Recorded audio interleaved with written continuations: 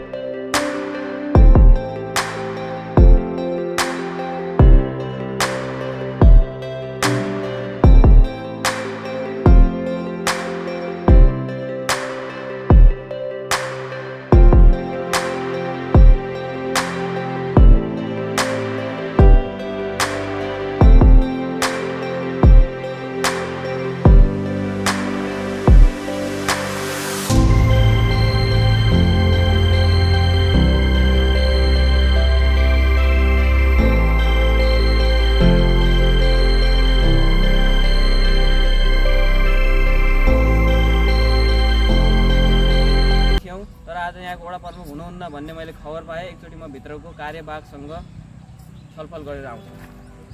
यहाँ भित्र आएँ। हाम्रो यो वडा प्रमुख कार्यालय हो, खाली छ। कार्यवाहक पनि अहिले हुनुहुन्न अरे, बाहिर त्यो प्रोग्राममा जानुभएको छ भने मैले यहाँ कर्मचारीहरूलाई सोधेँ। अब हामी फेरि दोस्रो वडा प्रमुख यहाँ आएको दिन हामी आउँछौँ दोस्रो दिन।